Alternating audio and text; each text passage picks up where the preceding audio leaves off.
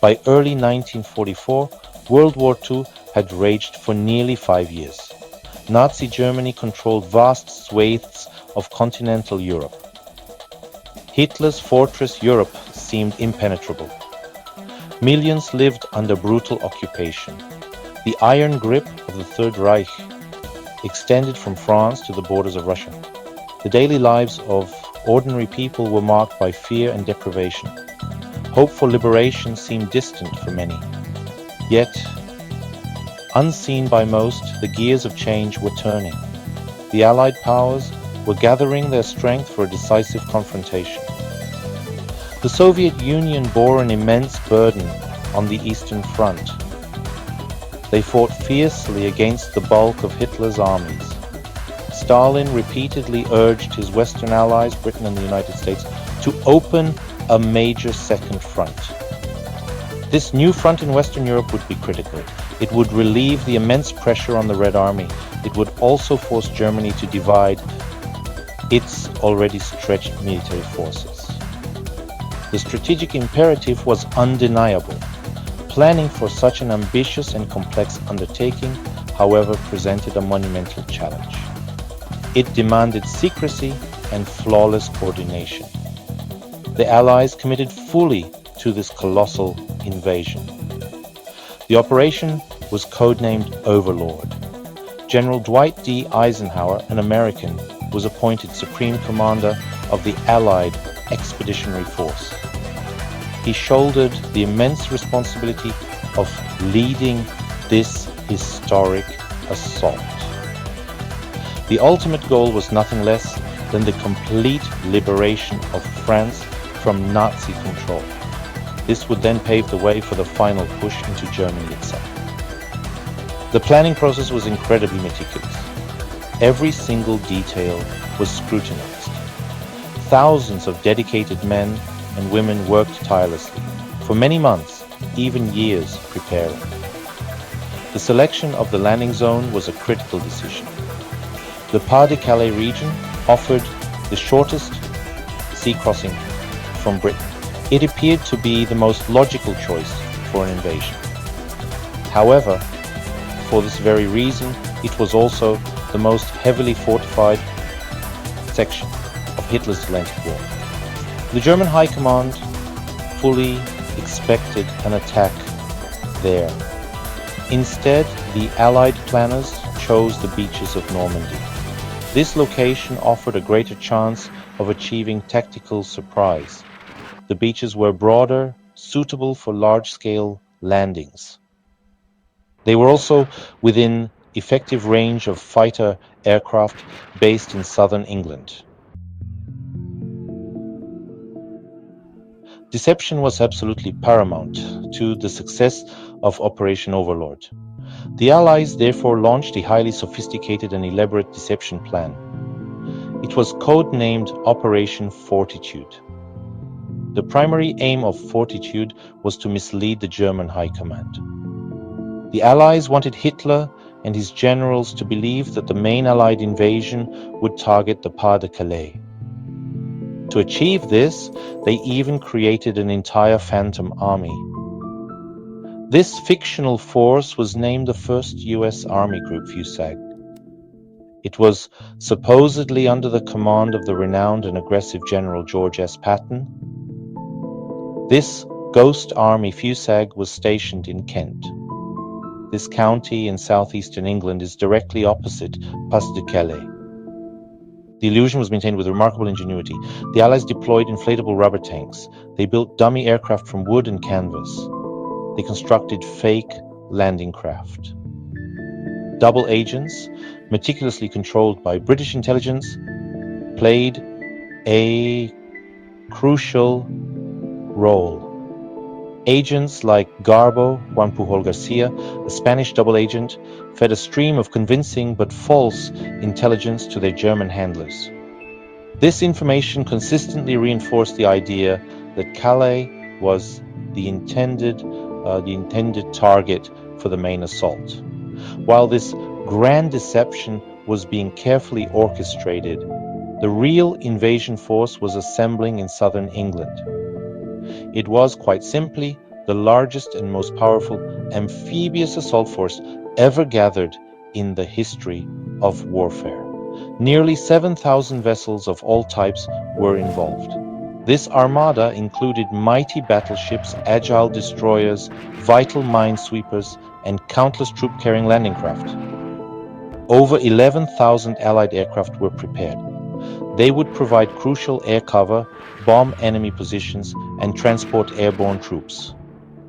More than 156,000 Allied soldiers were poised to land on the beaches on D-Day itself. The logistical effort was truly staggering. The invasion was initially scheduled for June 5, 1944. However, severe weather conditions intervened at the last moment. Violent storms raged in the English Channel.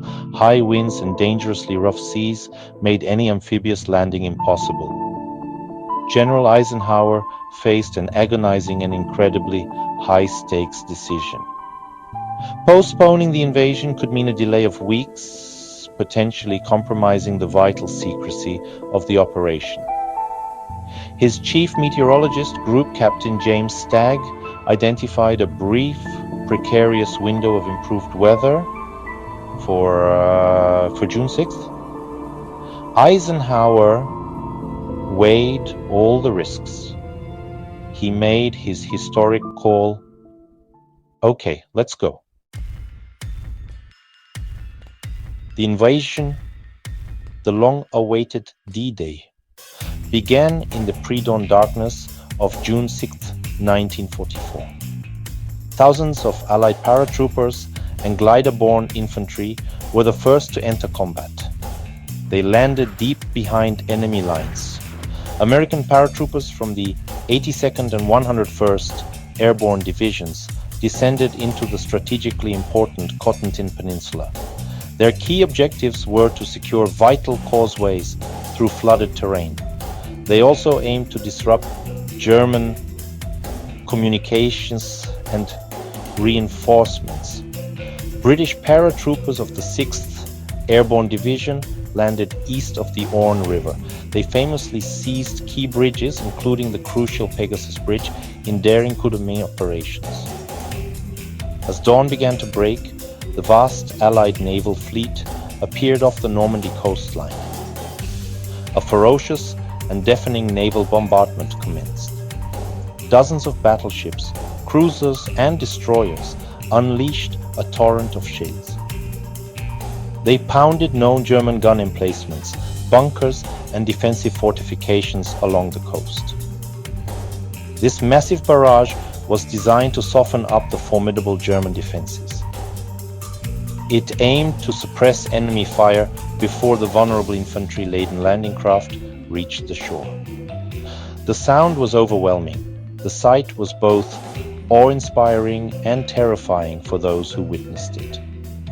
Many German positions, however, survived the onslaught.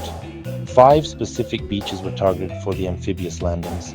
They were codenamed Utah, Omaha, Gold, Juno, and Sword, stretching across 50 miles of coastline. American forces were assigned to land at Utah Beach and the notoriously difficult Omaha Beach. British forces were tasked with Gold Beach and Sword Beach. Canadian forces were to assault Juno Beach. The experience of the landing troops varied significantly from one beach to another. At Utah Beach, the American landings were relatively successful. Casualties were lighter than anticipated, partly due to navigational errors. These errors carried the first wave to a less defended sector. Omaha Beach, however, quickly became a scene of horrific carnage. It earned the grim nickname Bloody Omaha. American troops of the 1st and 29th Infantry Divisions faced deeply entrenched and battle-hardened German defenders. These defenders belonged to the veteran 352nd Infantry Division. Crucially, the pre-landing naval and aerial bombardment had been largely ineffective in this sector. High, steep bluffs overlooking the beach provided the Germans with excellent fields of fire. Landing craft were hit repeatedly. Many soldiers drowned under the weight of their equipment. Others were cut down by intense machine gun and artillery fire as they struggled ashore. D-Day was achieved at a tremendous human cost. Thousands of Allied soldiers were killed, wounded, or went missing on that single day, June 6th. Current estimates suggest that over 4,414 Allied personnel died on D-Day itself. The total Allied casualties for the day, including wounded and missing, were around 10,000. German casualties are estimated to have been between 4,000 and 9,000 men. Each one of these numbers represents a human life tragically cut short. Each one represents a family left grieving. The beaches and the tranquil fields of Normandy were transformed into sacred ground that day. They were consecrated by the immense bravery and selfless sacrifice. Despite the horrifying losses, particularly at Omaha Beach, D-Day was a stunning and decisive strategic success for the Allies.